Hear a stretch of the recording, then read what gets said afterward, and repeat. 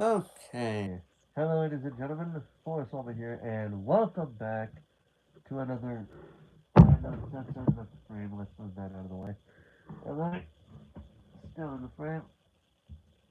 That's still in the frame, too, sort of. But anyway, hello, ladies and gentlemen. Forrest over here, and welcome back to another reading live stream. Tonight, maybe I might do one reading stream. I might do two. Either way, we're gonna go ahead and get through this for at least the first, if not only for the first, if not only, read and live stream, I will be continuing Stephen King's Night Shift. About, we're actually about halfway there. We're almost a little over halfway there, if not exactly halfway, through the book. But for this part, I will be reading two stories. The first story will be Strawberry Spring, and the second one will be The Ledge. Yep. So, that will be from page 268 to 300 to 308. So about a 40 page total there. I'm gonna go ahead and take my glasses off because it is kind of getting to where I can't really read the words too well. So I'm just gonna go ahead and get through this without them. But anyway, with that being said, without further ado, let's begin.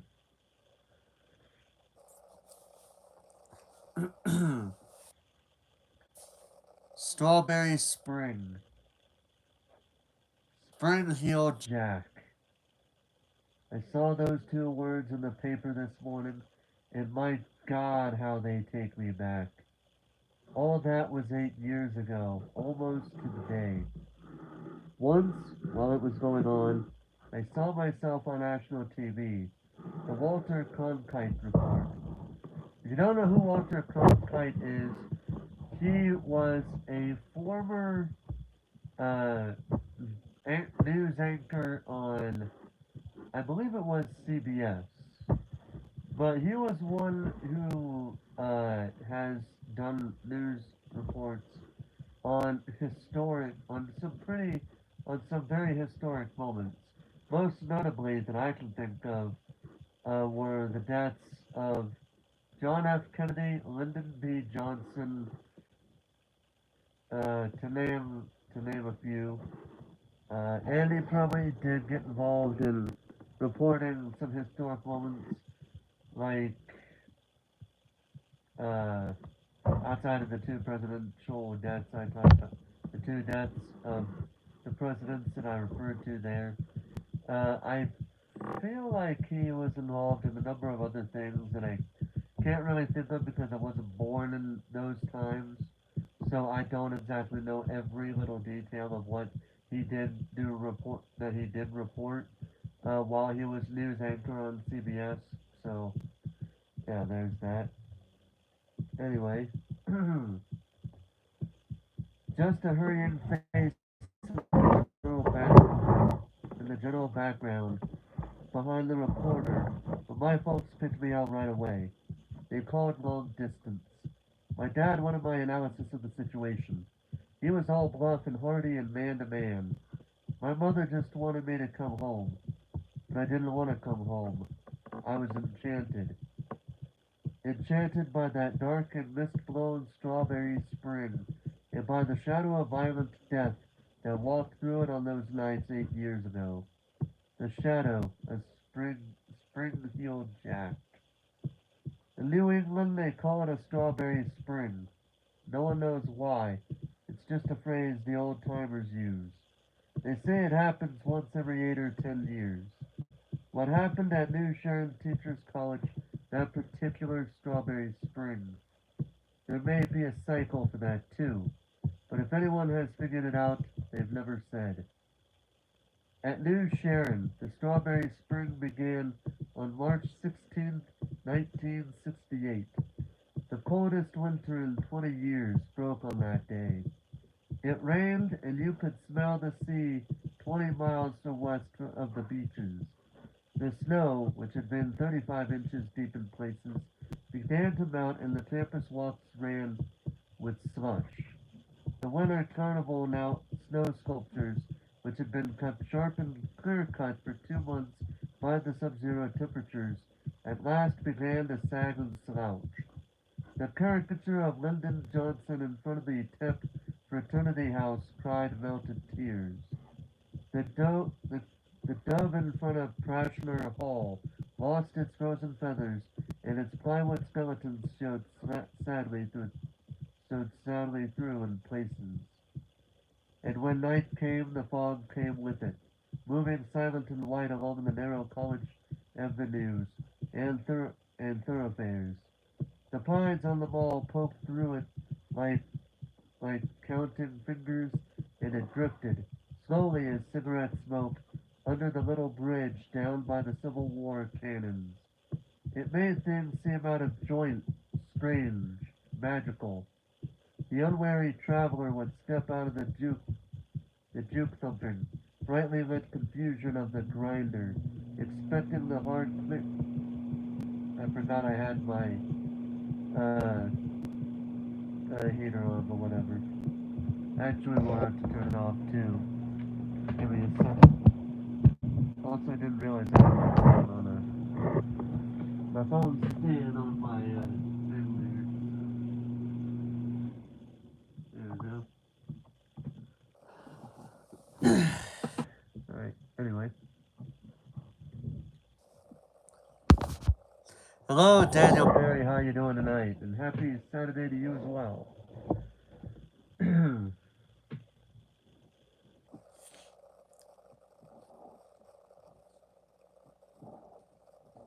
The unwary traveler would step out of the juke-thumping, brightly lit confusion of the grinder, expecting the hard, clear starriness of winter to clutch him. I realize that's my books more than me. There we go. Expecting the hard, clear starriness of winter to clutch him. Instead, he would suddenly find himself in a silent, muffled world of white drifting fog. The only sound his own footsteps in the soft drip of water from the ancient gutters.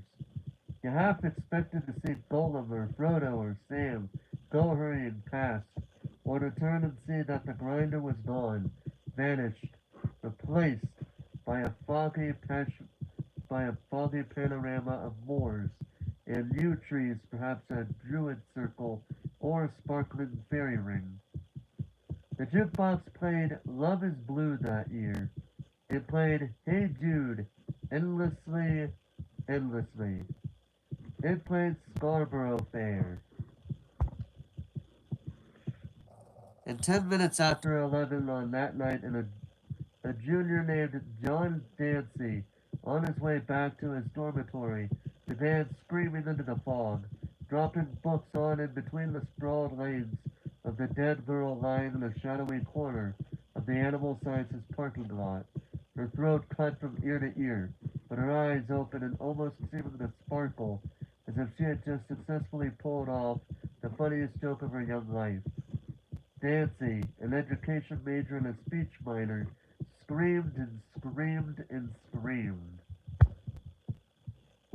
The next day was overcast and sullen, and we went to classes with questions eager in one's mouth, in our mouths. Who? Why? When do you think they'll get him? And always the final thrilled question, did you know her? Did you know her?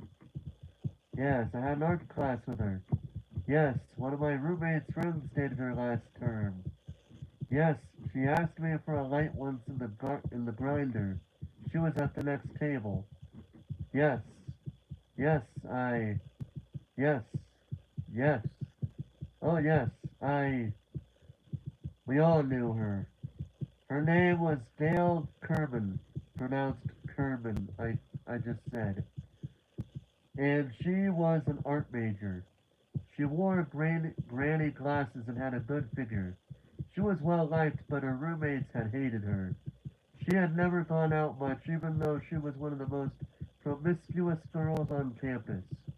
She was ugly, but cute. She had been a vivacious girl who talked little and smiled seldom. She had been pregnant, and she had had leukemia. She was a lesbian, who had been murdered by her boyfriend.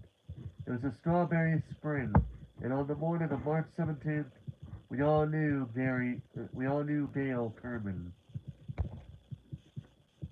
Half a dozen state police cars crawled onto the campus, most of them parked in front of Judith Franklin Hall, where the Kerman girl had lived. On my way past there to my 10 o'clock class, I was asked to show my student ID. I was clever. I showed him the one without the fangs. Hello, said Jingu. And, well, when it's by Stephen King, I expect it to be interesting both at best and at worst.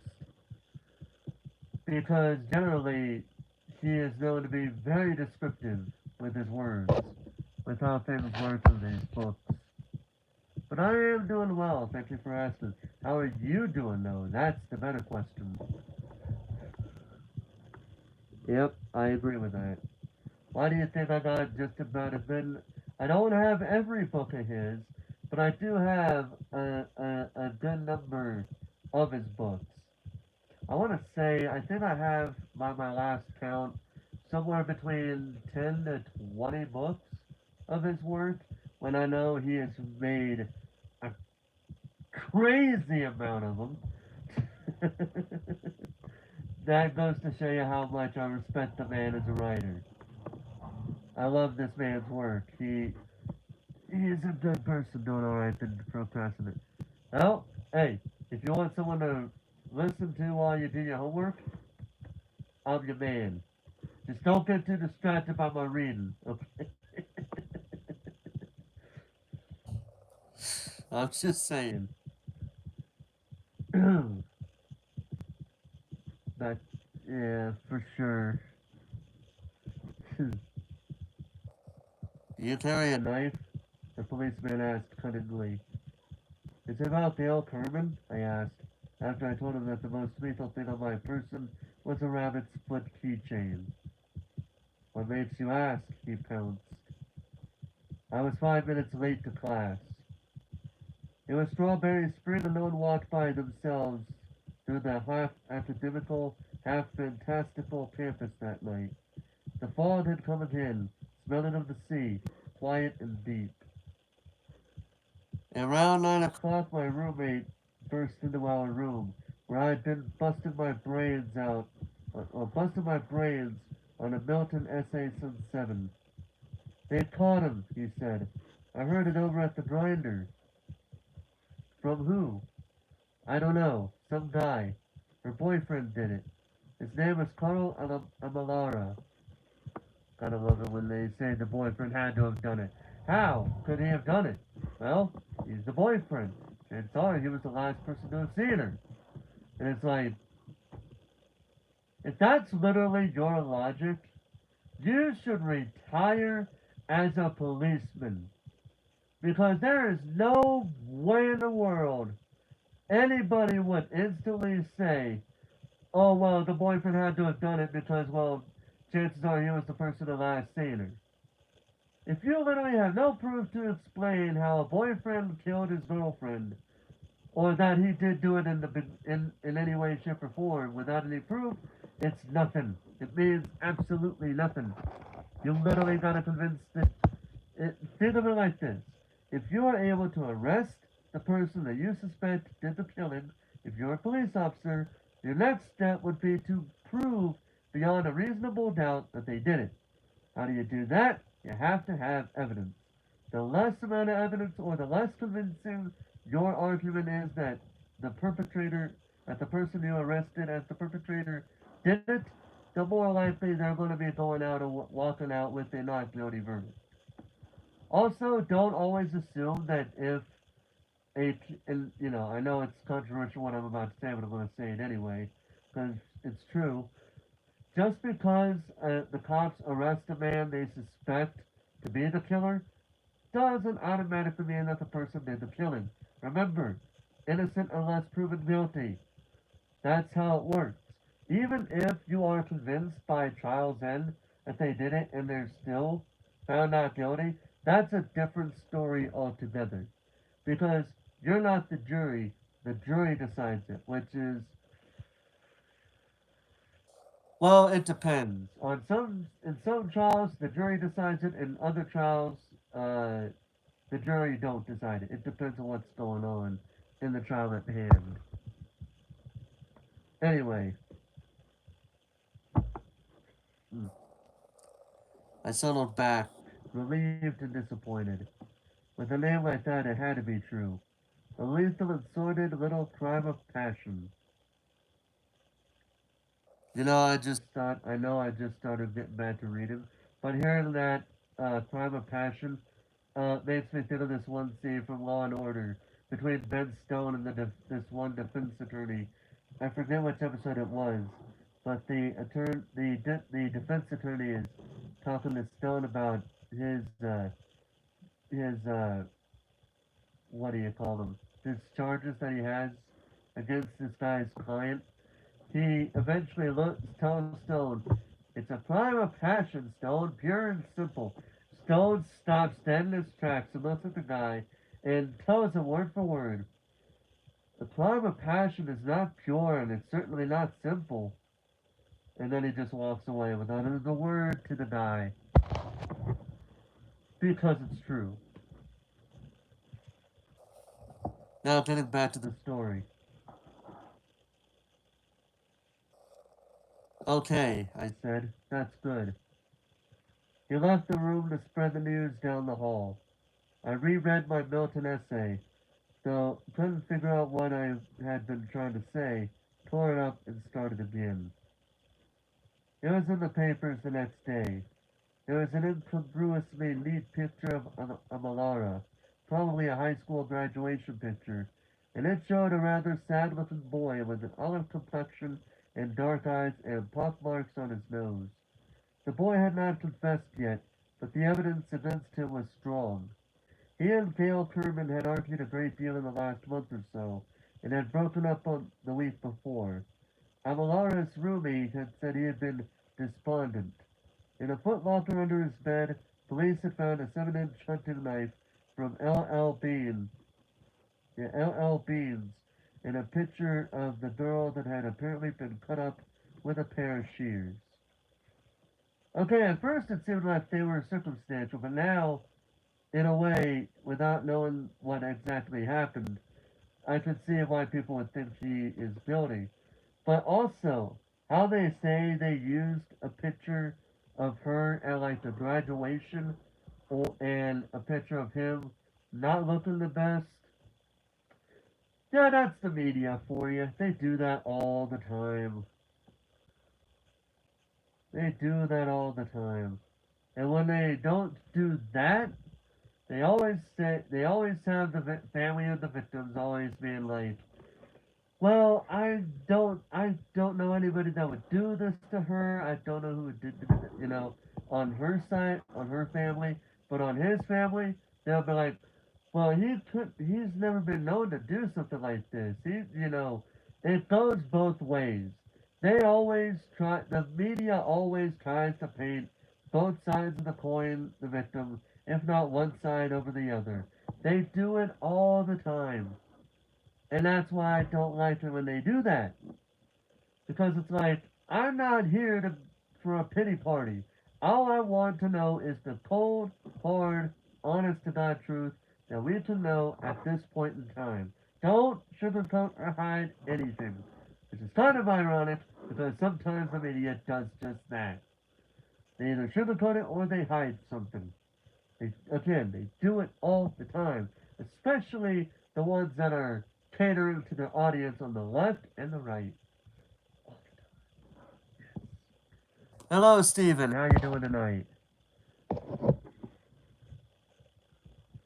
Yep.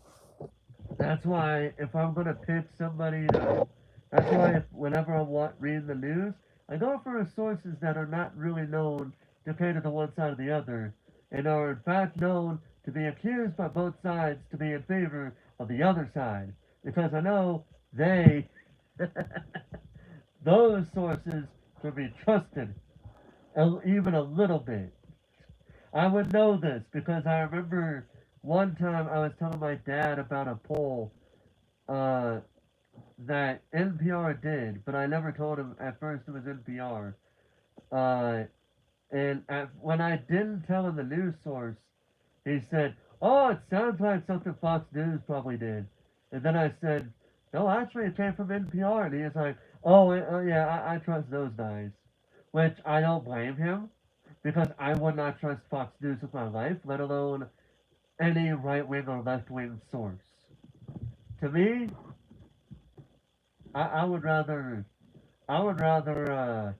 be away from the news if it means having to listen to only one side or the other. Because I'm not that type of person. I already know that this kind of went political, so we're just going to move on. We're going political. Yeah, we need to stop that before it gets too much crazy. anyway, anyway. Beside Amalara's picture was one of Dale Kerman. It blurrily showed a dog, a peeling lawn flamingo, and a rather mousy blonde girl wearing spectacles. An uncomfortable smile had turned her lips, and her eyes were squinted. One hand was on the dog's head. It was true then. It had to be true. The fog came again that night, not on little cat's feet, but in an improper silent sprawl. I walked that night.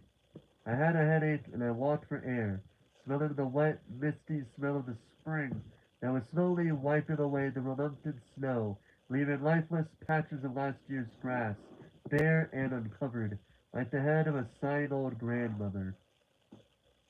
That's interesting. That's an interesting analogy to think about to picture. For me, that was one of the most beautiful nights I can remember. People I passed under the haloed streetlights were murmuring shadows, and all of them seemed to be lovers, walking with hands and eyes linked. The mountain snow dripped and ran, and from every dark storm drain the sound of the sea drifted up, a dark winter sea now strongly ebbing. I walked until nearly midnight until I was thoroughly mildewed, and I paused many shadows, heard many footfalls clicking dreamily off down the winding paths. Who is to say that one of those shadows was not the man or the thing that came to be known as Spring-Heel Jack? Not I, for I passed many shadows, but in the fog I saw no faces.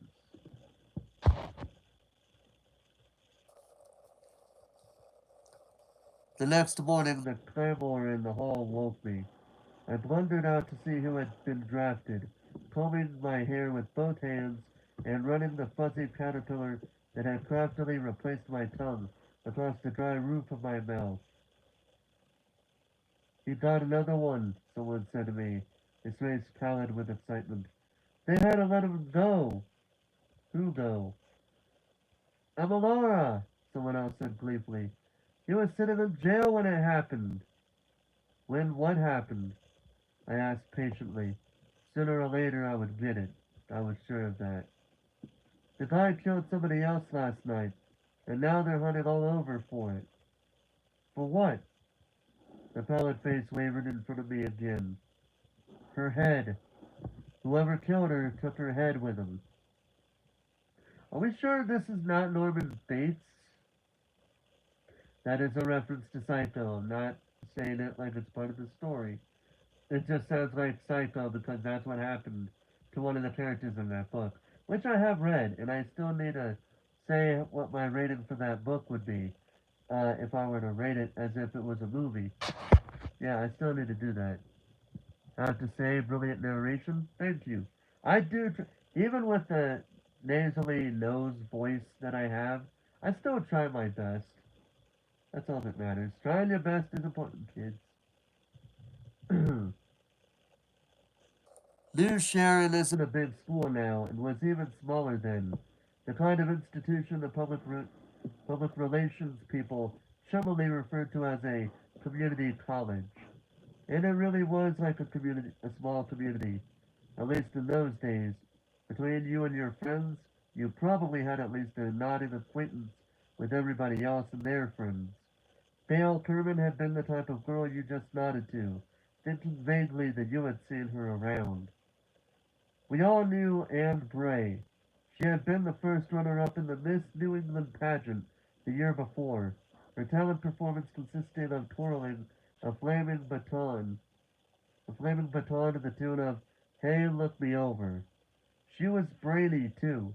Until the time of her death, she had been editor of the school newspaper, a once-weekly mag with a lot of political cartoons and bombastic letters. A member of the Student Dramatic Society and president of the National Service Sorority, New Sharon Branch. In the hot, fierce bubblings of my freshman youth, I had submitted a column idea to the paper and asked for a date. Turned down on both counts. And now she was dead. Worse than dead. I walked to my afternoon classes like everyone else, nodding to people I knew and saying hi with a little more force than usual, as if that would make up for the close way I studied their faces, which was the same way they were studying mine. There was someone dark among us, as don't make that reference.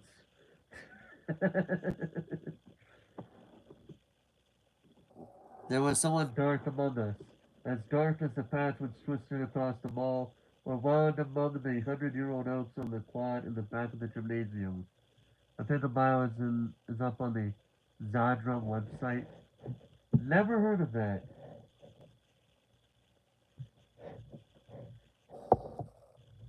As dark as the Holton Civil War cannon seemed seen through a drifting membrane of fog, we looked into each other's faces and tried to read the darkness behind one of them. This time the police arrested no one. The Blue Beetles patrolled the campus ceaselessly on the foggy spring nights of the 18th, 19th, and 20th, and spotlights stabbed into dark roots and crannies with erratic eagerness. The administration imposed a mandatory 9 o'clock curfew. A foolhardy couple discovered naked in the landscaped bushes north of the Tate Alumni Building were taken to the New Sharon police station and grilled unmercifully for 3 hours. Jeez. There was a hysterical false alarm on the 20th when a boy was found unconscious in the same parking lot where the body of Dale Kerman had been found. A gibbering campus cop loaded him into the back of his cruiser and put a map of the county over his face without bothering to hunt for a pulse and started toward the local hospital, siren wailing across the deserted campus like a seminar of banshees. Geez, I figure by now, you'd think the cops would be checking the pulse before ultimately doing, well, what I just read. But, okay then. Half, halfway there, the corpse in the back seat had risen and asked hullily, "Where the hell am I?" The cop shrieked and ran off the road. The corpse turned out to be an undergrad named Donald Morris, who had been in bed the last 2 days with a pretty lively case of flu. Was it Asian that year? I can't remember. Anyway, he fainted in the parking lot on his way to the grinder for a bowl of soup and some toast. The days continued warm and overcast. People clustered in small groups that had a tendency to break up and reform with surprising speed. Looking at the same set of faces for too long gave you funny ideas about some of them, and the speed with which rumors swept from one end of the campus to the other began to approach the speed of light. A well-liked history professor had been overheard laughing and weeping down by the small bridge. Dale Kerman had left a cryptic two-word message written in her own blood on the black top of the Animal Sciences parking lot. I'll read that here in a moment. Both murders were actually political crimes, ritual murders that had been performed by an offshoot of the SDS to protest the war. This was really laughable. The New Sharon SDS had 7 members. One fair-sized offshoot would have bankrupted the whole organization. This fact brought an even more sinister embellishment from the campus right-wingers. outside agitators. So during those clear, aka weird, warm days, we all kept our eyes peeled for them. Yes, I had to make that. Every time I see the word queer in a book like this, I have to refer to the fact that back then it wasn't the word that we know nowadays it's known to be defined as. It was another word for weird. Nothing more, nothing less. Don't overlook it. I'm just saying. Better on this, you need to move something as I say right now. Yeah, I know. I have a mic somewhere.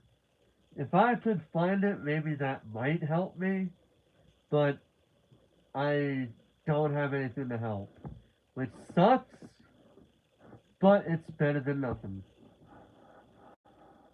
That's why I try not to, whenever I'm doing reading streams, that's also really why I don't record. I try not to record when family is awake, because I know that the outside sound from them will probably be picked up by this camera. So that's why I try to keep it from going in the day. Or at the very least, if I know there's nobody here with me, then I might do it. But otherwise, I just try not to do it when I know there's a good amount of sound from outside of my room going on. If I could find a good microphone that I know would help, that would be lovely. Because I know there's a microphone that I have that I could plug into where, this charging cable for my phone is. Uh, if I could find something that could help me with that, that'd be lovely. Heck, get me a stand to put it on too while we're at it. Anyway, moving on.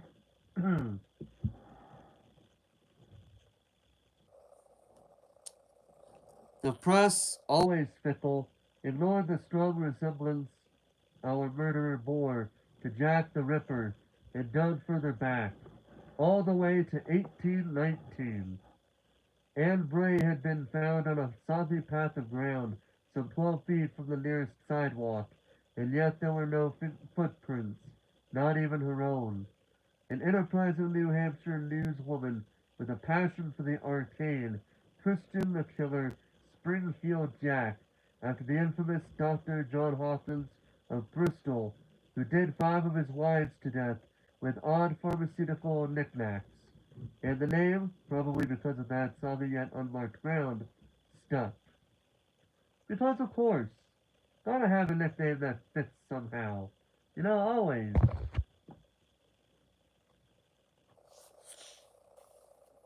On the 21st, it rained again, and the mall and quadrangle became quagmires.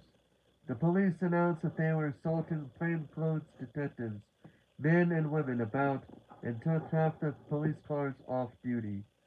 The campus newspaper published a strongly indignant and slightly incoherent editorial protesting this. The upshot of it seemed to be that, with all sorts of cops masquerading as students, it would be impossible to tell a real outside agitator from a false one. It's interesting counter argument there. Twilight came and the fog with it, drifting up the tree-lined avenue slowly, almost thoughtfully, blotting out the buildings one by one. It was soft, insubstantial stuff, but somehow implacable and frightening. Spring-heeled Jack was a man. No one seemed to doubt that, but the fog was his accomplice and it was female. Or so it seemed to me.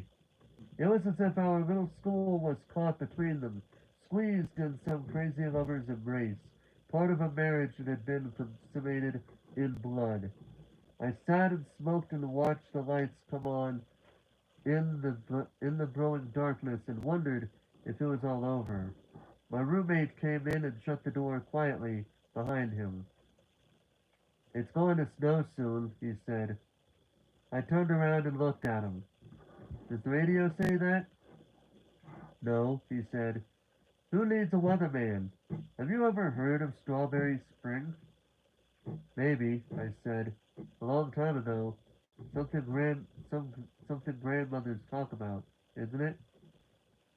He stood beside me, looking out at the creeping dark. Strawberry spring is like Indian summer, he said, only much more rare. You get a good Indian summer in this part of the country once every 2 or 3 years. A spell of winter like we've been having is supposed to come only every 8 or 10. It's a false spring, a lying spring, like Indian summer is a false summer. My own grandmother used to say, strawberry spring means the worst norther of the winter is still on the way, and the longer this lasts, the harder the storm. Folk tales, I said. Never believe a word. I looked at him. But I'm nervous. Are you? He smiled benevolently and stole one of my cigarettes from the open pack on the window ledge. I suspect everyone but me and thee, he said, and then the smile faded a little. And sometimes I wonder about thee. Want to go over to the Union and shoot some 8 ball? I'll spot you 10.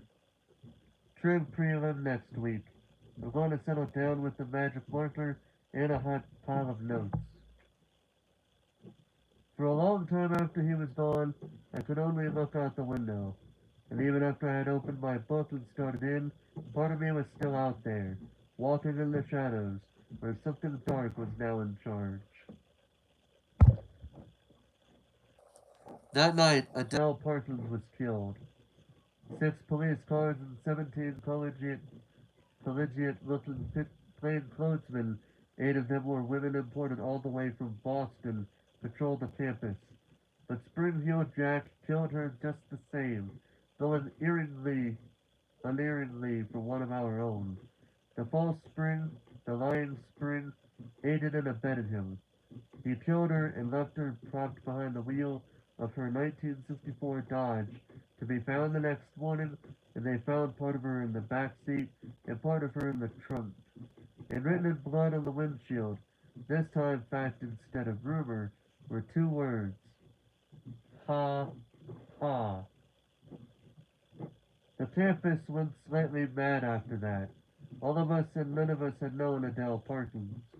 She was one of those nameless, hurried women who worked the break-back shift in the grinder from 6 to 11 at night, facing hordes of hamburger-happy students on study break from the library across the way. She must have had it relatively easy those last 3 foggy nights of her life. The curfew was being rigidly observed, and after 9 the grinder's only patrons were hungry cops and happy janitors. The empty buildings had improved their habitual bad temper considerably. There is little left to tell. The police, as prone to hysteria as any of us in Drivers Against the Wall, arrested an innocuous homosexual sociology graduate student named Hanson Gray, who claimed he could not remember where he had spent the several of the lethal evenings. They charged him, arraigned him, and let him go to scamper hurriedly back to his native New Hampshire town after the last unspeakable night of Strawberry Spring when Marcia Curran was slaughtered on the mall. Why she had been out and alone is forever beyond knowing. She is a fat. She was a fat, sadly pretty thing who lived in an apartment in town with 3 other girls. She had slept on campus as silently and as easily as Spring Heel Jack himself. What brought her? Perhaps her need was as deep and as ungovernable as her killer's, and just as far beyond understanding. Maybe a need for one desperate and passionate romance, with the warm night, the warm fog, the smell of the sea, and the cold night. And also, just in case people are going to be asking, what I just read was in the book. Okay, just so we're all clear. So nobody tries to say anything to somehow convince other people I did that mistake on purpose.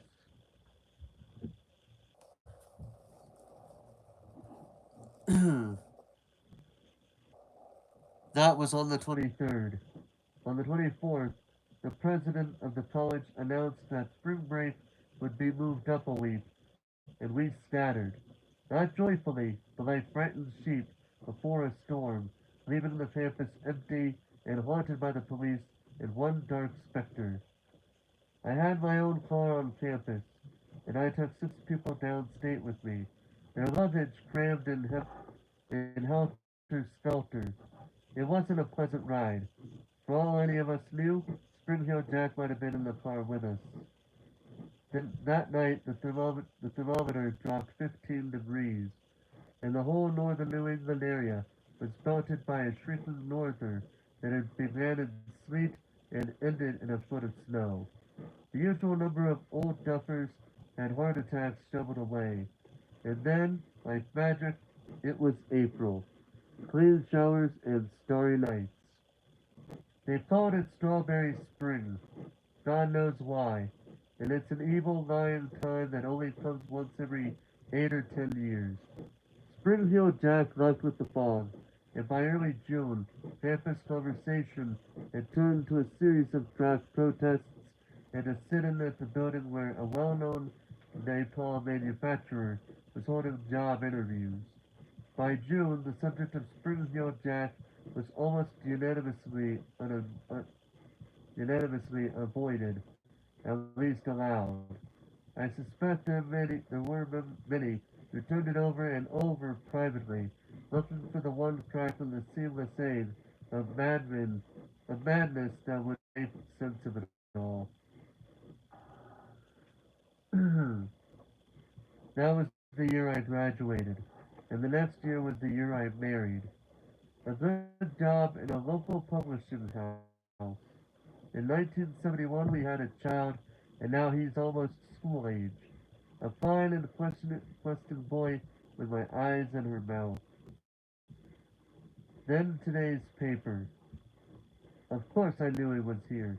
I knew it yesterday morning when I got up and heard the mysterious sound of snow melt running down the gutters, and smelled the tang of the ocean from our front porch, 9 miles from the nearest beach. I knew Strawberry Springs had come again when I started home from work last night and had to turn on my headlights against the mist that was already beginning to creep out of the field, out of the fields and hollows, blurring the lines of the buildings and putting halos around the street lamps. This morning's newspaper said a girl was killed on the new Sharon campus near the Civil War cannons. She was killed last night and found in a melting snowbank. She was not, she was not all there. My wife is upset. She wants to know where I was last night. I can't tell her because I don't remember. I remember sitting home from work, and I remember putting my headlights on to search my way through the lovely creeping fog, but that's all I remember. I've been thinking about that foggy night when I had a headache and walked through air and past all the lovely shadows without shapes or substance. And I've been thinking about the trust of my car, such as ugly, such an ugly word, trunk, and wondered why in the world I would be afraid to open it. I can hear my wife as I write this, in the next room crying. She thinks I was with another woman last night. And oh dear God, I think so too.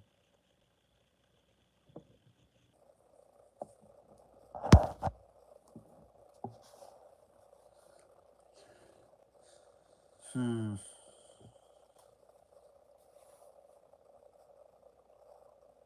That is an ending. I'm not sure what that ending is about. Like, what is it referencing? Like, possible cheating, I guess? I have not a clue. Yeah, I just don't know. Hmm.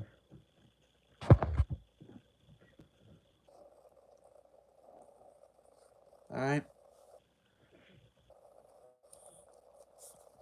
now it's time for the second story here. The Ledge. Going from 283 to 308. Let's do this. Hey, welcome back, Sajinbu.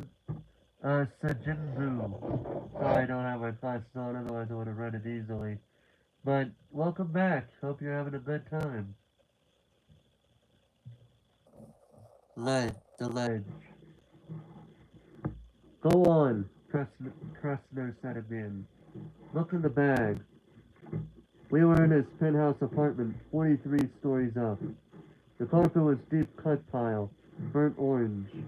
In the middle, between the boss slim chair where Kressnar sat and the genuine leather couch where no one was at all sat, there was a brown shopping bag.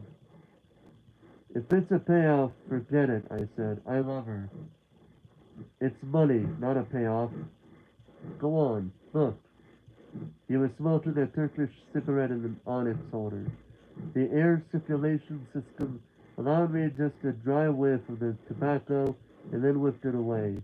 He was wearing a silk dressing gown on which a dragon was embroidered. His eyes were calm and intelligent behind his glasses. He looked just like that when he looked just like what he was. An A number one 500 carat dyed in the wool son of a bitch. I loved his wife and she loved me. I had expected him to make trouble, and I knew this was it, but just wasn't sure what brand it was. I went to the shopping bag and tipped it over. Banded bundles of currency tumbled out of the rug, all 20s. I picked one of the bundles up and continued. 10 bills to a bundle. There were a lot of bundles. Ten or $20,000, he said, and pulling on his cigarette. I stood up. Okay, it's for you. I don't want it. My wife comes with it. I didn't say anything. Mar- Marcia had warned me how it would be. It's like a cat, she had said.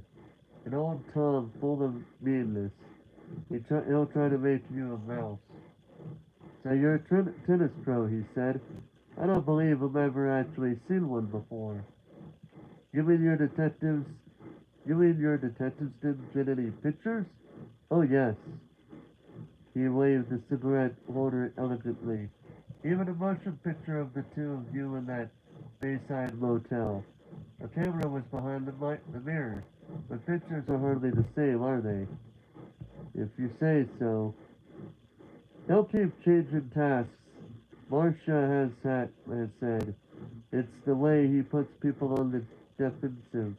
People soon have uh, falling out when you are sick he's going to be, and he'll get you someplace else.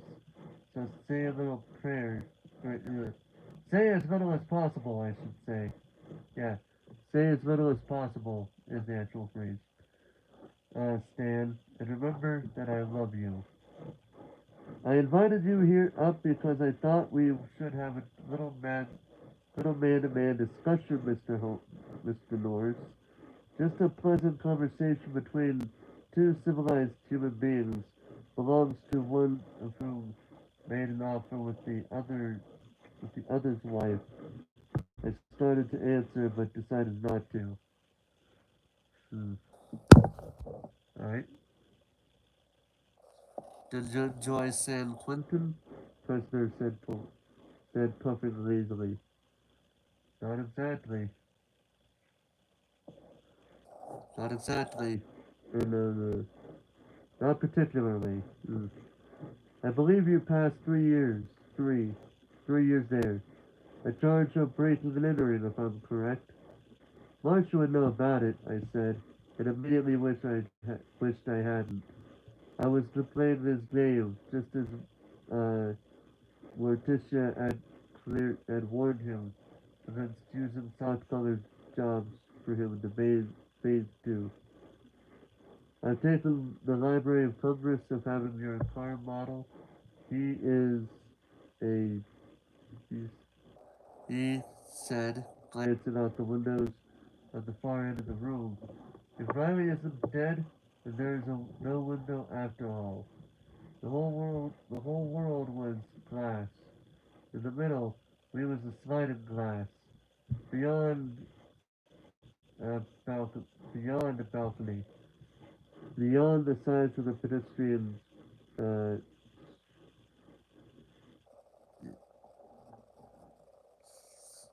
oh yeah, I know that's, yeah, right.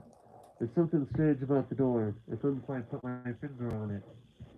This is a very pleasant building. Chris, Christner, Christner said, good secret. Closed secret television and all that.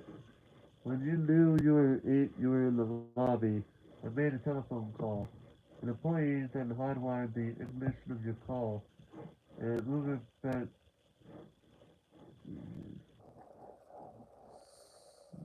Hmm.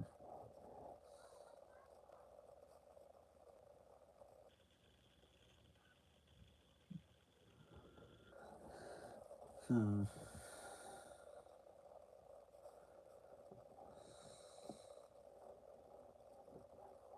Let's see here.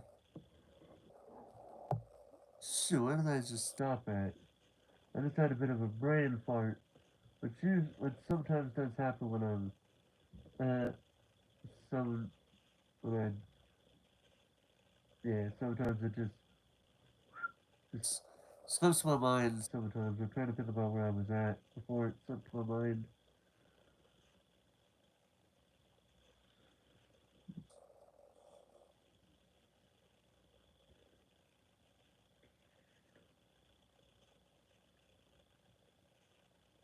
Let's see here. I made a telephone call. As employee, then an employee then hotwired the ignition of your car and moved it from the parking lot area, geared up a public hide, weird blocks of it away. He glanced up at the moderator, of Bercy.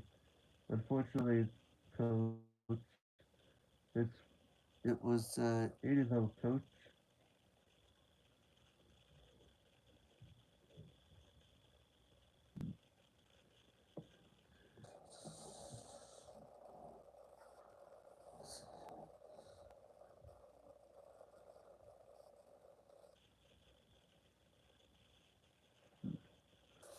Alright.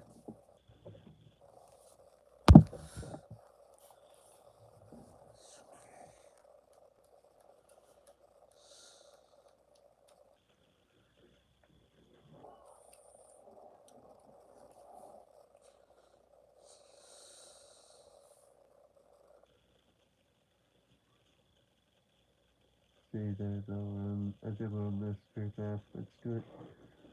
Yes. Now I knew what was wrong with the door in the middle of the glass wall. It was the middle of winter, and no one was going to want to take tea on a balcony, 43 stories up. The balcony had been cleared of furniture, and the screen had been taken off the door. Now, why would Kressner have done that? I don't like my wife very much. Can't Kressner ask finding another cigarette. Uh, Careful how you, yeah, really, really,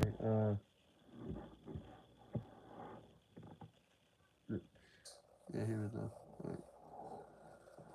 Alright. Let's see. I don't like my wife very much, Prisoner said, fixing another cigarette down the hole. There's no worse way of suing her for Alucard.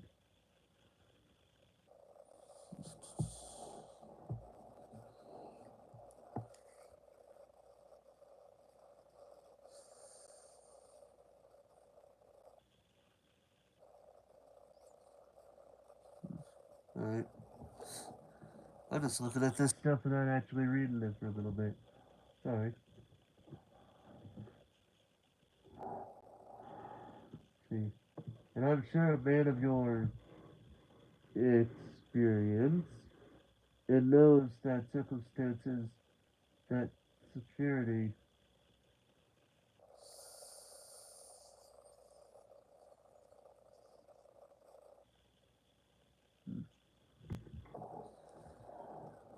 Anyway, let's see here. Oh, yeah, hold on. There's a good amount of background noise. I'm gonna be up real quick. Sorry.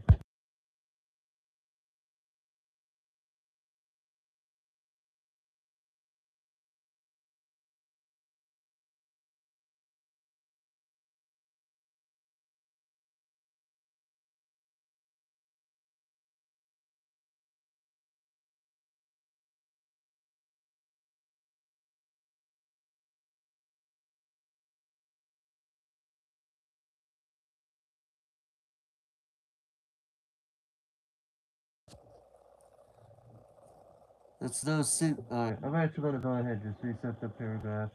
So we can go to the next page. I don't like my wife very much, Kressner said, fixing another cigarette carefully in the holder. That's no secret. I'm sure she's told you as much. And I'm sure a man of your experience knows that some contented wives do not jump into the hay with the local tennis club pro at the drop of a racket.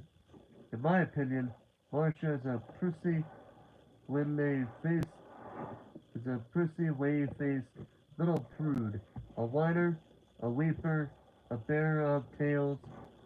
Hey, that's enough. That's about enough, I said. He smiled coldly. I beg your pardon. I keep forgetting we were discussing your beloved. It's 8:16. Are you nervous? I shrugged. Tough to the end, he said, and lit a cigarette. At any rate, you may wonder why. If I didn't like Marcia or so much, I do not simply give her her freedom. No, I don't wonder at all. He frowned at me. You're a selfish, grasping, egocentric son of a bitch. That's why. No one takes what's yours. Not even if you don't want it anymore. He went red and then laughed. One for you, Mr. Norris. Very good. I shrugged again. I want to offer you a wager. If you win, you leave here with the money, the woman, and your freedom. On the other hand, if you lose your life. I looked at the clock. I couldn't help it, but it was not 8:19. All right, I said. What else? It would buy time, at least. Time for me to think of some way to beat it out of here, with or without the money.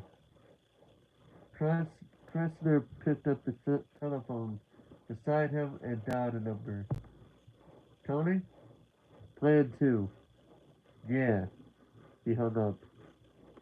What's plan 2? I asked. I'm calling Tony back in 15 minutes, and he will remove the offending substance from the trunk of your car and drive it back here. If I don't call, he will get in touch with the police. Never trust him, are you? Be sensible, Mr. Norris. There's $20,000 on this carpet between us. In this city, murder has been committed for 20 cents. What the bet? He looked genuinely pained. Wagner, Mr. Norris. Savager. Gentlemen would make this, uh, wait, hold on. Wager, Mr. Norris. Wager. Gentlemen, make your wages. You go full bearings, place bets. Whatever you say. Excellent. I've seen you looking at me, or looking at my balcony. The screen's still off, Doctor. Yes, I had it taken off this afternoon. What am I supposed to do? What I propose is this: that you walk your around my building on the ledge that just sits out just below the penthouse level. If you circumnavigate the building successfully, the jackpot is yours. You're not crazy. On the contrary, I have proposed this wage 6 times to different people during my tenure years in this apartment. There are 10, uh, let me see here. Yeah, alright. 3 of us Wait, 3 of the 6 were performing athletes like you. One of them, Notorious B.I.G., more famous for his live commercials than his passing than his passing game. Then we have a B Shell Clipper or a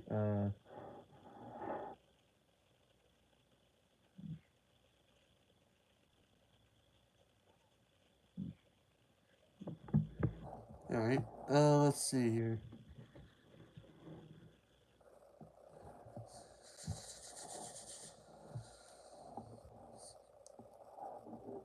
Hmm. Let me read the paragraph I think it was on. Wait a minute. Yeah. Let's read that last paragraph. I'm pretty sure I read the rest of that whole page. On the contrary, I have proposed this wager 6 times to 6 different people during my dozen years in this apartment. Three of them were professional athletes like you, one of them a notorious quarterback, more famous for his TV, uh, who made an extraordinary yearly salary, and and who was also responsible for the involuntary disavowalty requested the other three by the more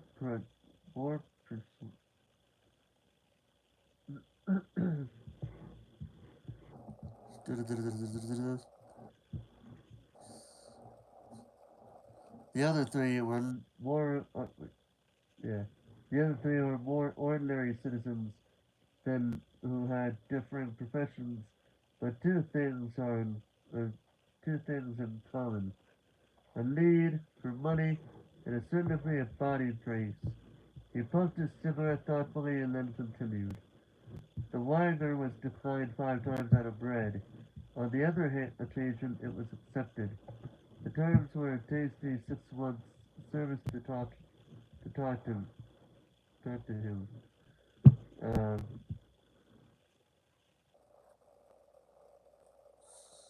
yeah, hold on.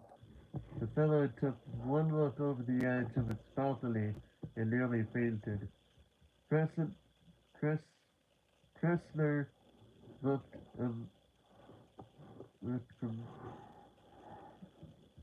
yeah, uh,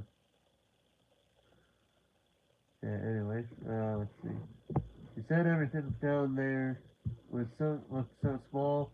That was not what killed his nerve. What makes you think he put me off before? It, he put me off with an annoying wave of his hand. I think you will do it. Just, uh,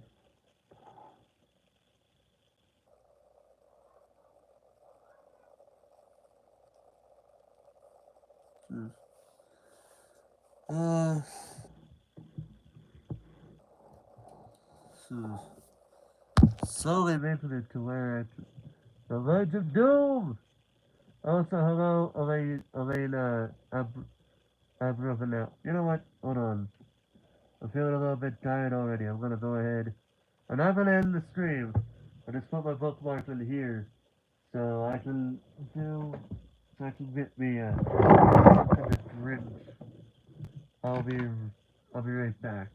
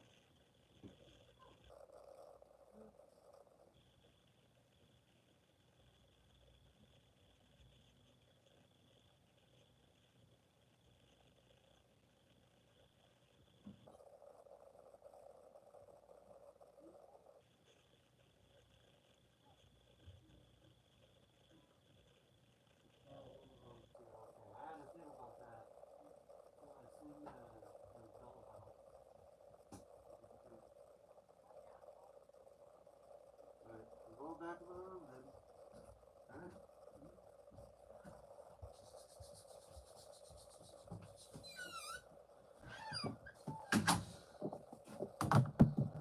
Yeah, I probably should have muted the mic, but whatever. Either I should have shut the door or I should have muted, but whatever. I'm back.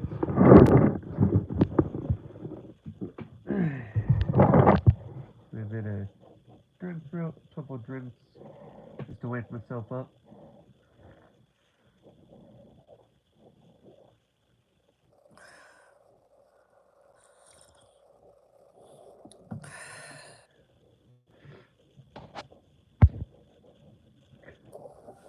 And the toilet sound was made just before I was gonna start reading. Alright. We're almost done with the story. Still got a few more pages to go, but we're almost there. The Ledge of Doom. I'm sorry, I just had to say that one more time. That is kind of funny. That'd be a way of a villain to say it. The Ledge of Doom. Yeah, just do that evil laugh alongside it. Yeah. Alright. Getting back to the story.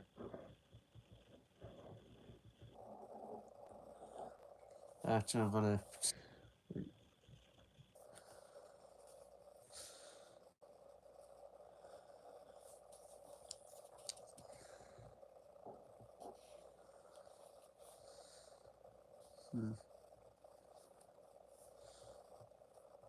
Yeah, I'm gonna go back to. Yeah, I'm gonna finish that. I'm gonna reset that. Uh, that page flip because I was on that page flip. But anyway, on the contrary, I proposed this wager 6 times to 6 different people. To my dozen. Wait.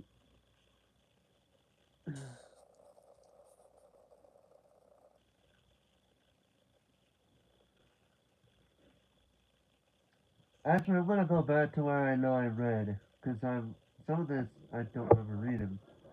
I will say I do remember reading the part where you have somebody, they have a character talking about Marcia in such a way that the narrator said, "Alright, that's enough. I'm tired of this."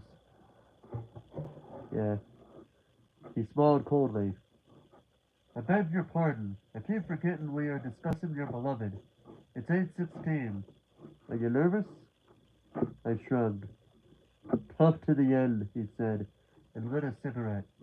"At any rate, you may wonder why.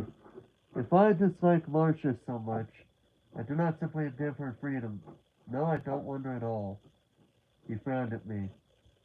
"You're a selfish, grasping, egocentric son of a bitch. That's why.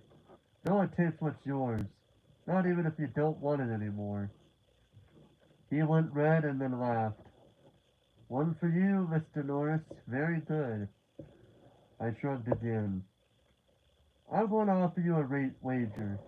If you win, you leave here with the money and the woman and your freedom. On the other hand, if you lose your life." I looked at the clock. I couldn't help it. It was 8:19. "All right," I said. "What else?"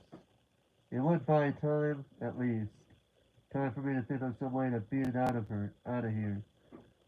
Or, with or without the money. Kressner picked up the telephone beside him and dialed a number. "Tony? Plan 2. "Yes." He hung up. "What's plan 2? I asked. "I'll call Tony back in 15 minutes, and he will remove the offending substance from the trunk of your car and drive it back here. If I don't call, he will get in touch with the police." "Not very trusting, are you?" "Be sensible, Mr. Norris. There's $20,000 on the carpet between us. In this city, murder has been committed for 20 cents. What's the bet?" He looked genuinely pained. "Wager, Mr. Norris. Wager. Gentlemen make wagers. Vulgarians may place bets." "Whatever you say." Excellent. I see you looking at my balcony. The screen's off the door. Yes, I had it taken off this afternoon. What I propose is this. That you walk around my building on the ledge that juts out just below the penthouse level. If you circumnavigate the building successfully, the jackpot is yours. You're crazy. On the contrary, I have proposed this wager 6 times to 6 different people during my dozen years in this apartment. 3 of the 6 were professional athletes, like you. One of them, a notorious quarterback more famous for his TV commercials than his passing game. One a baseball player.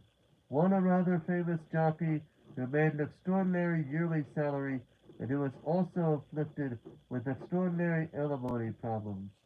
The other 3 were more ordinary citizens who had different professions but 2 things in common: a need for money and a certain degree of body grace. He puffed his cigarette thoughtfully and then continued. The wager was declined 5 times out of hand. On the other occasion it was accepted. The terms were $20,000 against 6 months' service to me. I collected. The fellow who took one look over the edge of the balcony and nearly fainted. Kressner looked around in a contemptuous, amused and contemptuous. He said everything down there looked so small. That was what killed his nerve. What makes you think? He cut me off with an annoyed wave of his hand. Don't bore me, Mr. Norris. I think you will do it just because you have no choice. It's my wager on the one hand, or 40 years in San Quentin in the other, on the other. The money and my wife are only added fillets, indicative of my good nature. What guarantee do I have that you won't double-cross me? Maybe I'd do it and find out if you'd call Tony and told him to go ahead anyway. He sighed. You are a walking case of paranoia, Mr. Norris. I don't love my wife. It is doing my storied ego no good at all to have her around. $20,000 is a pittance to me. I pay 4 times that every week to be given to police badmen. As for the wager, however, his eyes gleamed. That is beyond price. I thought about it, and he left me. I suppose he knew that the real Mark always convinces himself. I was a 36-year-old tennis bum, and the club had been thinking of letting me go when Marcia applied a little gentle pressure. Tennis was the only profession I knew, and without it, even getting a job as a janitor would be tough, especially with a record. It was kid stuff, but employers don't care.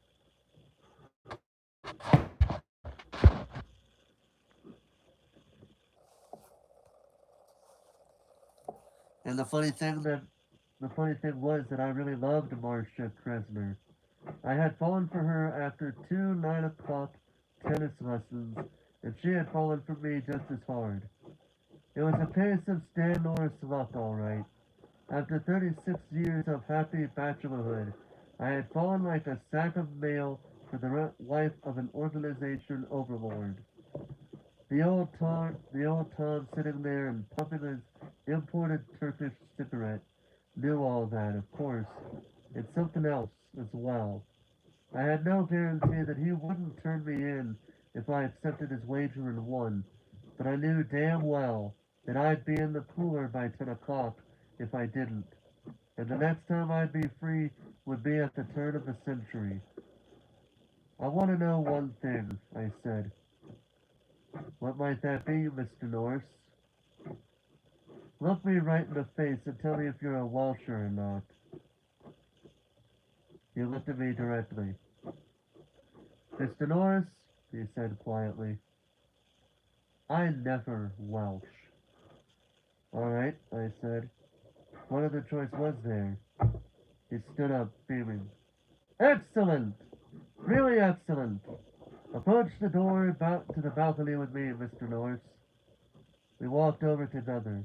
His face was that of a man who had dreamed this scene hundreds of times and was enjoying its actuality to the fullest. The ledge is 5 inches wide, he said dreamily. I measured it myself. In fact, I've stood onto it, holding on to the balcony, of course. All you have to do is lower yourself over the wrought iron railing. You'll be chest high, but of course, beyond the railing there are no hand grips. You'll have to inch your way along, being very careful not to overbalance. My eye had fastened on something else outside the window, something that made my blood temperature sink several degrees. It was the wind gauge. Kressner's apartment was quite close to the lake, and it was high enough so there were no higher buildings to act as a windbreak. That wind would be cold, and it would cut like a knife. The needle was standing at 10 pretty steadily, but a gust would send the needle almost up to 25 for a few seconds before dropping off. Ah, I see you noticed my wind gauge, Prisoner said jovially. Actually, it's the other side which fits the prevailing wind, so the breeze may be a little stronger on that side. But actually, this is a fairly still night. I've seen evenings when the wind has gusted up to 85. You can actually feel the building rock a bit like being on a ship in the crow's nest, and it's quite mild for this time of year. He pointed, and I saw the lighted numerals atop a bank skyscraper to the left. They said it was 44 degrees, but with the wind, that would have made the chill factor somewhere in the mid-20s. Have you got a coat? I asked. I was wearing a light jacket. Alas, no. The lighted figures on the bank switched to show the time. It was 8:32. And I think you had better get started, Mr. Norris, so I can call Tony and put Plan 3 into effect. A good boy, but apt to be impulsive. You understand? I understood, all right. Too damn well. But the thought of being with Marcia, free from Kressner's tentacles, and with enough money to get started, and something made me push open the sliding glass door and step out onto the balcony. It was cold and damp. The wind ruffled my hair into my eyes. Bonjour! Bonjour! Kressner said behind me, but I didn't bother to look back. I approached the railing, but I didn't look down. Not yet. I began to do deep breathing. It's not really an exercise at all, but a form of self-hypnosis. With every inhale, exhale, you throw a distraction out of your mind until there's nothing left but the match ahead of you. I got rid of the money with one breath and Kressner himself with two. Marcia took longer. Her face kept rising in my mind, telling me not to be stupid, not to play his game. And maybe Kressner never welched, but he always hedged his bets. I didn't listen. I couldn't afford to. If I lost this match, I wouldn't have to buy the beers and take the ribbon. I'd be so much scarlet sludge splattered for a block on Dietland Street in both directions.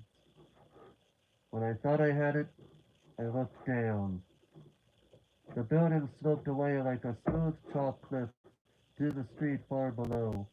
The cars parked there looked like those Matchbox models you can buy in the five and dime. The ones driving by the building were just tiny pinpoints of light. If you fell that far, you would have plenty of time to realize just what was happening, to see the wind blowing your clothes as the earth pulled you back faster and faster. You would have time to scream a long, long scream, and the sound you made when you hit the pavement would be like the sound of an overripe watermelon. I could understand why that the other guy had chickened out, but he'd only had 6 months to worry about. I was staring 40 long, gray, martialless years in the eye.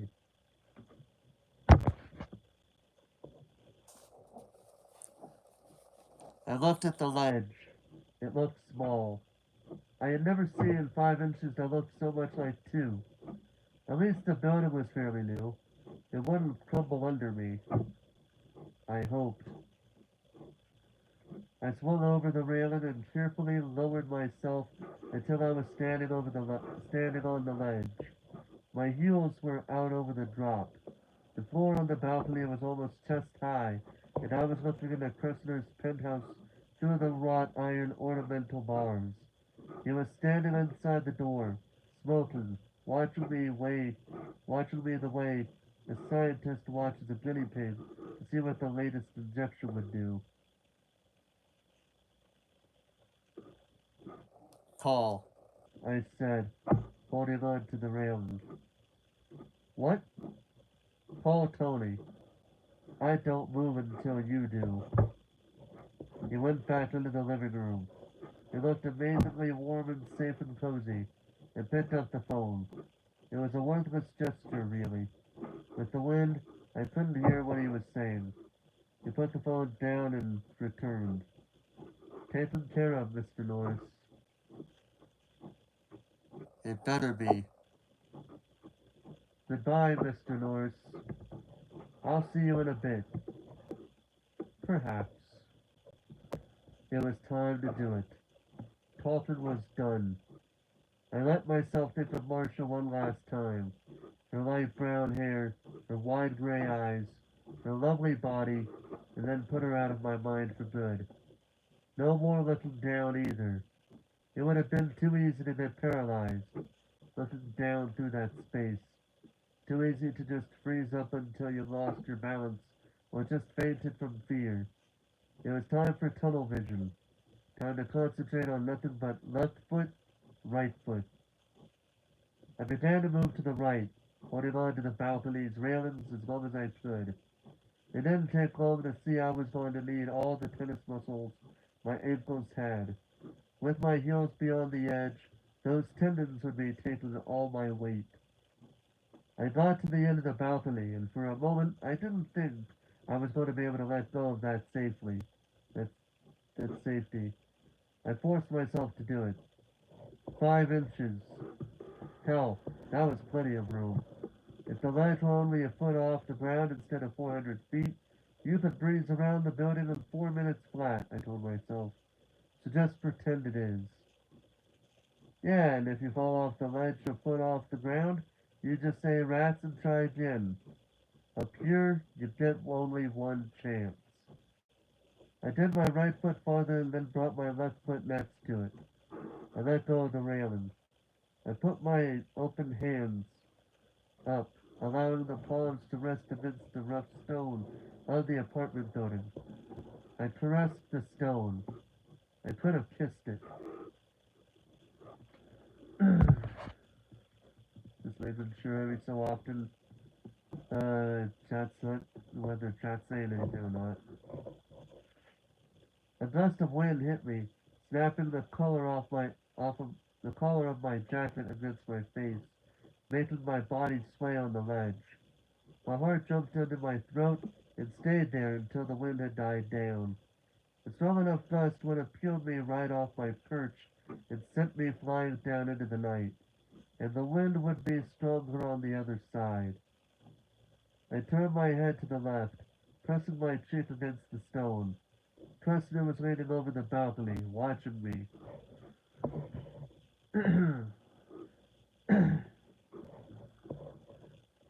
Enjoying yourself? He asked affably. He was wearing a brown camel's hair overcoat. I thought you didn't have a coat, I said. I lied, he answered equably. I lie about a lot of things.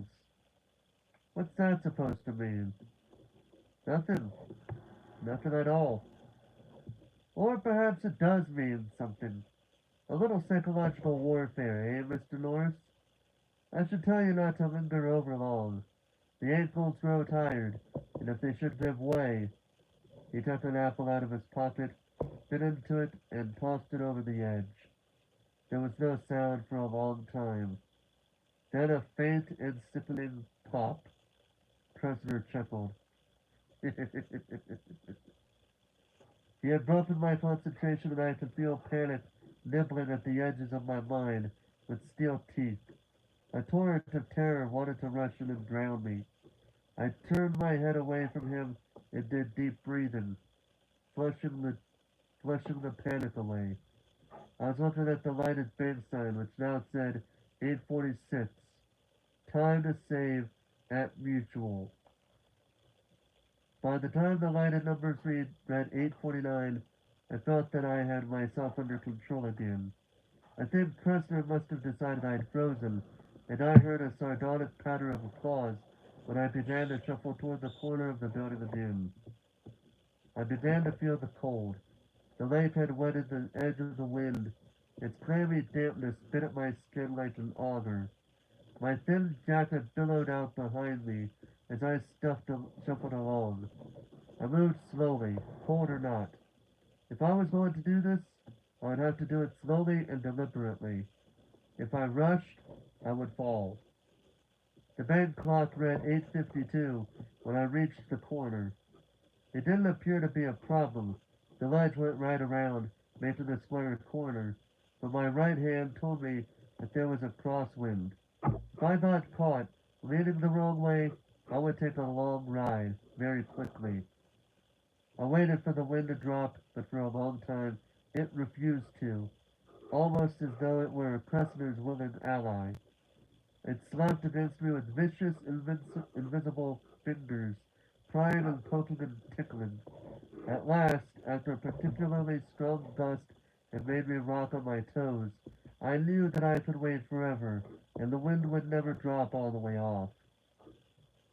So, the next time it sank a little, I slipped my right foot around and, clutching both walls with my hands, made the turn.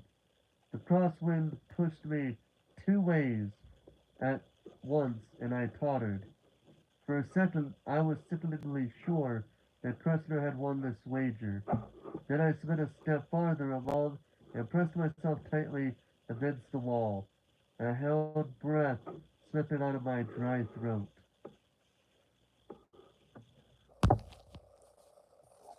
That was when The the raspberry went off, almost in my ear.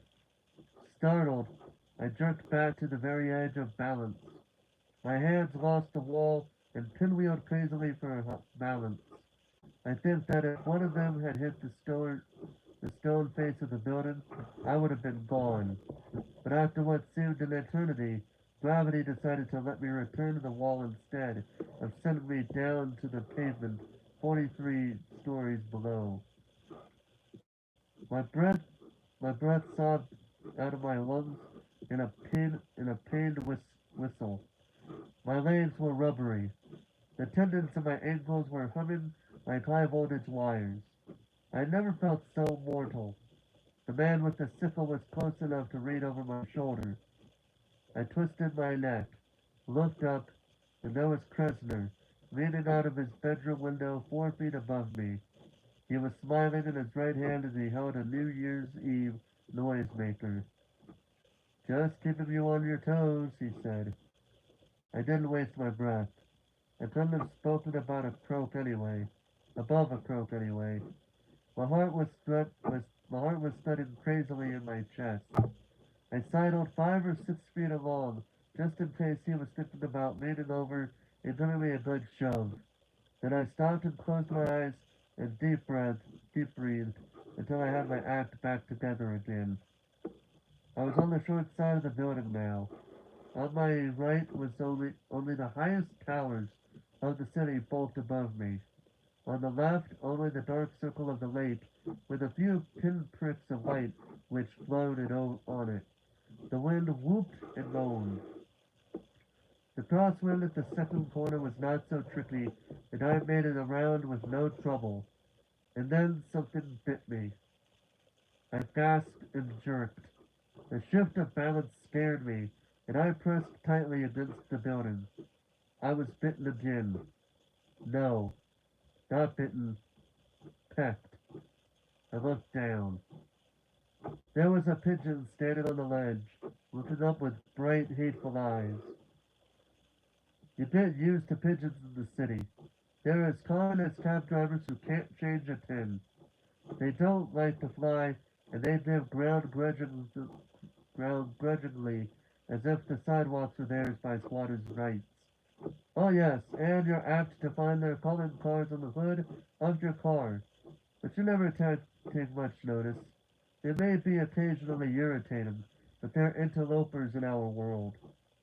But I was in his, and I was nearly helpless, and he seemed to know it. He pecked my tired right ankle again, sending a bright dart of pain up my leg. Get! I snarled at it. Get out! The pigeon only pecked me again. I was obviously in what he regarded as his home. This section of the ledge was covered with droppings, old and new. A muted cheeping from above. I cracked my head neck as far back as it would go and looked up. A bead darted at my face, and I almost recoiled. If I had, I might have become the city's first pigeon-induced casualty.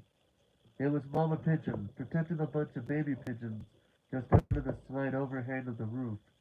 Too far up to peck my head, thank God. Her husband pecked me again, and now blood was flowing. I could feel it. I began to inch my way along again, hoping to scare the pigeons off the ledge. No way pigeons don't scare. Not city pigeons, anyway. If a morning fan only made them amble a little faster, a man pinned on a high ledge isn't going to upset them at all. I'm gonna have to get a copy of this book. I have a listen to BBC Last Words of the Demeter.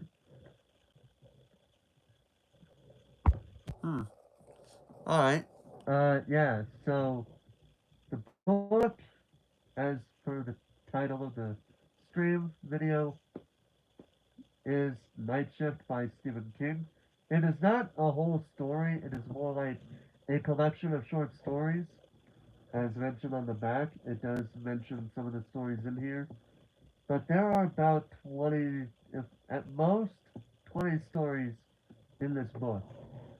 So yeah, if you like Stephen King, you'll more than likely like this book. But just remember that these stories were written at a different time period. So what may not be appropriate nowadays was appropriate to a certain degree even way back when. Just so we understand each other.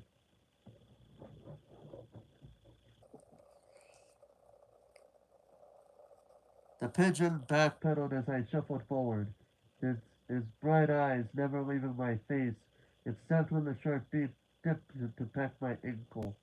And the pain was getting more intense now. The bird was pecking at raw flesh, and eating it for all I knew. I took at it with my right foot. It was a weak kick, the only kind I could afford. The pigeons only fluttered its wings a bit, and then returned to the attack. I, on the other hand, almost went off the side. The pigeon pecked me again. A cold blast of wind struck me, rocking me to the limit of balance. Pads of my fingers scraped at the bland stone, and I came to rest with my left cheek pressed against the wall, breathing heavily. Prisoner couldn't have conceived of worse torture if he had planned it for 10 years.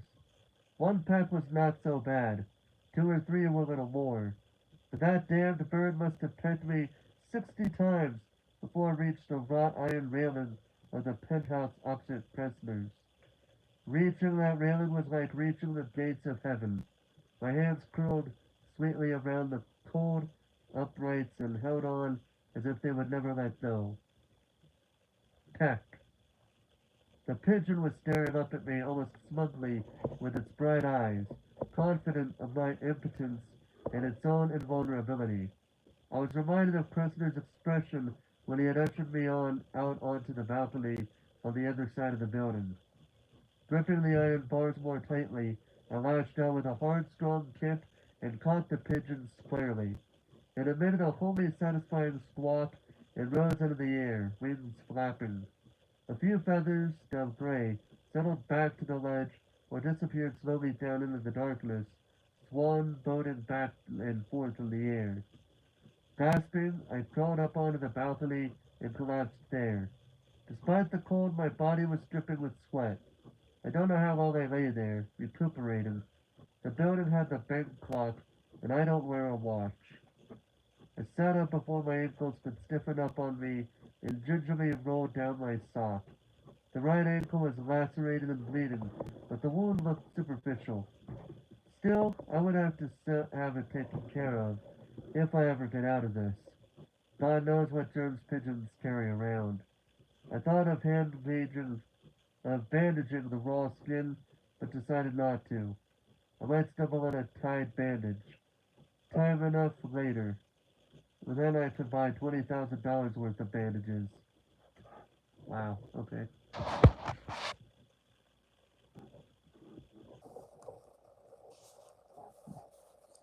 I got up and looked longingly into the darkened penthouse opposite Kressner's.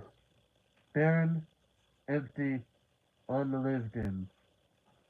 The heavy storm screen was over this door.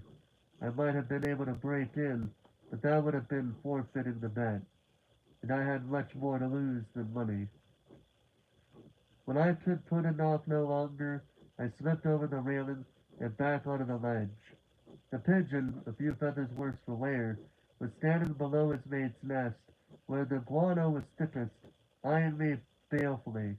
But I didn't think he'd bother me, not when he saw I was moving away. It was very hard to move away, much harder than it had been to leave Prisoner's balcony. My mind knew I had to, but my body, particularly my ankles, was screaming that it'd be folly to leave such a safe harbor. But I did leave, with Marcia's face in the darkness urging me on. I got to the second short side, made it around the corner, and shuffled slowly across the width of the building. Now that I was getting close, there was an almost ungovernable urge to hurry, to get it over with. But if I hurried, I would die. So I forced myself to go slowly. The crosswind almost stopped me again in the fourth corner, and I slipped around it thanks to luck rather than skill. I rested against the building, getting my breath back. But for the first time, I knew that I was going to make it, and I was going to win. My hands felt like half-frozen steaks. My ankles hurt like fire, especially the pigeon-pecked right ankle. Sweat kept trickling in my eyes, but I knew I was going to make it. Halfway down the length of the building, warm yellow light spilled out on Prisoner's balcony. Far beyond I could see bank sign, the bank sign glowing like a welcome home banner. It was 10:48, but it seemed that I had spent my whole life on those 5 inches of ledge. And God help Prisoner if he tried to welsh. The urge to hurry was gone. I almost lingered. It was 11:09 when I put first my right hand on the wrought iron balcony railing, and then my left. I hauled myself up, wrinkled over the top, collapsed thankfully on the floor, and felt the cold steel muzzle of a 45 against my temple. I looked up and saw a June ugly enough to stop Big Ben dead in its clockwork. He was grinning. Excellent! Custer's voice said from within. I applaud you, Mr. Norris. He proceeded to do just that. Bring him in, Tony. Tony hauled me up and set me on my feet so abruptly that my weak ankles almost buckled. Going in, I staggered against the balcony door. Cresta was standing by the living room fireplace, sipping brandy from a goblet the size of a fishbowl. The money had been replaced in the shopping bag. It still stood in the middle of the burnt orange rug. I caught a glimpse of myself in a small mirror on the other side of the room. The hair was disheveled, the face pallid except for 2 bright spots of color on the cheeks. The eyes looked insane. I got only a glimpse because the next moment I was flying across the room. I hit the Basque chair and fell over it, pulling it down on top of me and losing my wind. When I got some of it back, I sat up and managed. You lousy Welsher! You had this plan! Hmm.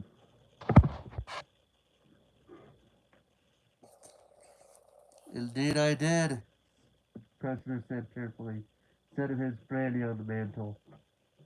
But I'm not a Welsher, Mr. Norris. Indeed, no. Just an extremely poor loser. Tony is here only to make sure you don't do anything ill-advised. He put his fingers under his chin and tittered a little. He didn't look like a poor loser. He looked more like a cat with canary feathers on its muzzle. I got up suddenly, feeling more frightened than I had on the ledge. You fixed it, I said slowly. Somehow, you fixed it. Not at all. The heroin has been removed from your car. The car itself is back in the parking lot. The money is over there. You may take it and go. Fine, I said. Tony stood by the glass door to the balcony, still looking like a leftover from Halloween. The 45 was in his hand. I walked over to the shopping bag, picked it up, and walked toward the door on my jittery ankles, fully expecting to be shot down in my tracks. But when I got the door open, I began to have the same feeling that I'd had on the ledge when I rounded the fourth corner. I was going to make it.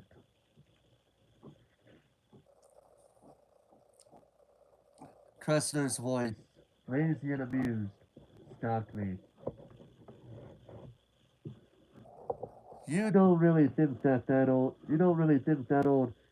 ladies' room dodge fooled anyone, do you? I turned back slowly, the shopping bag in my arms. What do you mean? I told I told you I never Welsh, and I never do. You won three things, Mr. Norris. The money, your freedom, my wife. You have the first two. You can pick up the Third, at the county morgue. I stared at him, unable to move, frozen in a soundless thunderclap of shock. You didn't really. You think I'd let you have her? He asked me timidly. Oh no. The money, yes. Your freedom, yes. But not Marcia. Still, I don't Welsh. And after you've had her buried, I didn't go near him. Not then. He was for later. I walked toward Tony, who looked slightly surprised until Kressner said in a bored voice, Shoot him, please. I threw the bag of money. It hit him squarely in the gun hand, and it struck him hard. I hadn't been using my arms and wrists out there, and they're the best part of my tennis player, of any tennis player. His bullet went into the burnt orange rug, and then I had him. His face was the toughest part of him. I yanked the gun out of his hand and hit him across the bridge of the nose with the barrel. He went down with a single very weary grunt, looking like Rondo Hatton. Kressner was almost out of the door when I snapped a shot over his shoulder and said, Stop right there or you're dead. He thought about it and Stopped. When he turned around, his cosmopolitan world-weary yak had curdled a little around the edges. It curdled a little more when he saw Tony lying on the floor and choking on his own blood. She's not dead, he said quickly. She's not dead, he said quickly. I had to salvage something, didn't I? He gave me a sick, cheese-eating grin. I'm a sucker, but I'm not that big a sucker, I said. My voice sounded lifeless. Dead. Why not? Marcia had been my life, and this man had put her on a slab. With a finger that trembled slightly, Kressner pointed at the money tumbled around Tony's feet. That, he said, that's chicken feed. I could get you 100,000, or 5, or how about 1,000,000? Have all of it in a Swiss bank account. How about that? How about I'll make you a bet, I said slowly. He looked from the barrel of the gun to my face. A bet, I repeated. Not a wager. Just a plain old bet. I'll bet you can't walk around this building on the ledge out there. His face went dead pale. For a moment I thought he was going to faint. He whispered. These are the stakes, I said in my dead voice. If you make it, I'll let you go. How's that? No, he whispered. His eyes were huge, staring. Okay, I said, and cocked the pistol. No, he said, holding his hands out. No, don't! All right. He licked his lips. I motioned with the gun, and he preceded me out onto the balcony. You're shaking, I told him. That's gonna make it harder. 2 million, he said, and he couldn't get his voice above a husky whine. 2 million in unmarked bills. No, I said, not for 10 million. But if you make it, you go free. I'm serious. A minute later, he was standing on the ledge. He was shorter than I. You could just see his eyes over the edge, wide and beseeching, and his white-knuckled hands gripping the iron rail like prison bars.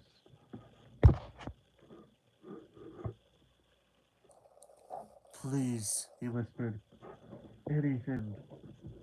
You're wasting time, I said. It takes it out of the ankles. But he wouldn't move until I had put the muzzle of the gun against his forehead. Then he began to shuffle, to the right, moaning. I glanced up at the bank clock. It was 11:29. I didn't think he was going to make it to the first corner. He didn't want to budge at all. And when he did, he moved jerkily, taking risks with his center of gravity, his dressing gown billowing into the night. He disappeared around the corner out of sight at 12:01, almost 40 minutes ago. I listened closely for the diminishing scream as the crosswind got him, but it didn't come. Maybe the wind had dropped. I do remember thinking the wind was on his side when I was out there. Or maybe he was just lucky. Maybe he's out on the other balcony now, quivering in a heap, afraid to go any farther. But he probably knows that if I catch him there when I break into the other penthouse, I'll shoot him down like a dog. And speaking of the other side of the building, I wonder how he likes that pigeon. Was that a scream? I don't know. It might have been the wind. It doesn't matter. The bank clock says 12:44. Pretty soon, I'll break into the other apartment and check the balcony. For right now, I'm just sitting here on Pressner's balcony with Tony's 45 in my hand. Just on the off chance that he might come around that last corner with his dressing gown billowing out behind him. Press Pressner said, said he's never welched on a bet, but I've been known to.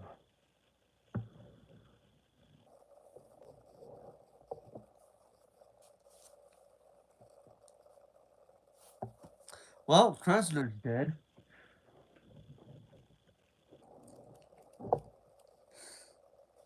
as the old saying Those fuck around and find out, right? Yep, he fucked around, and if he ever gets done with that task, it's a bet. It's not a wager. It's not a deal. It's a bet. And you know how bets can go sometimes. Sometimes they go well. Sometimes they just go. at this point, I'd say, Prisoner's as good as dead with that ending. But in any case, that is going to be it for this part of Night Shift. Next time, I will be reading 2 more stories. The first will be The Lawnmower Man, and then after that, it will be Quitters Incorporated. or Quitters Inc. for short. And it's going to be a bit of a long story. Wait, hold on, let me see here. Then try to. Get me here, hold on a second. So that'd be from 309 to 354. So not as bad as it was. Not as long of a part as it'll be with this pages that it was. But we are actually, let me see here.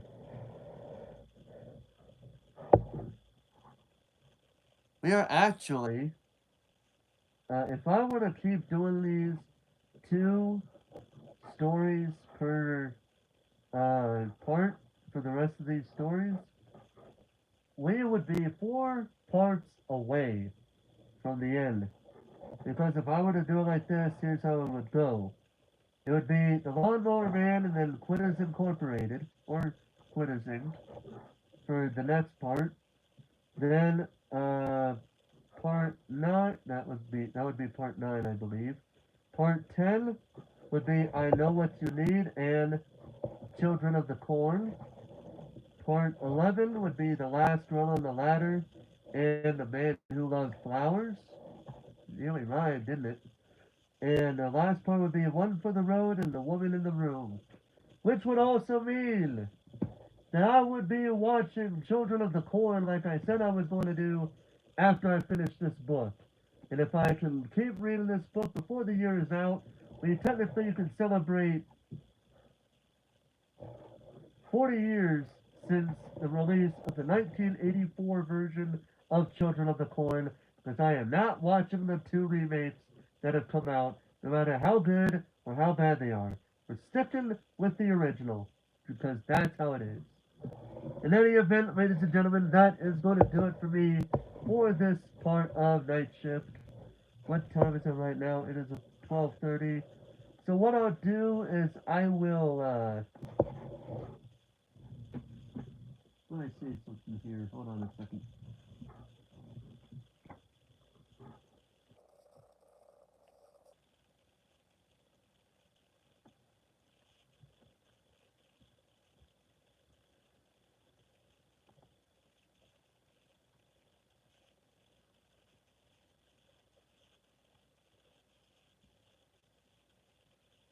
So what I'll do is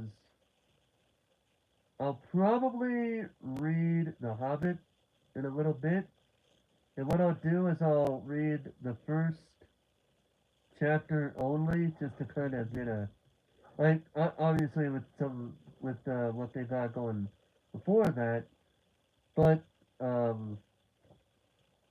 yeah, basically I'd be reading let's see here, the note on the text, and this intro, or whatever we got going on here, and then chapter 1.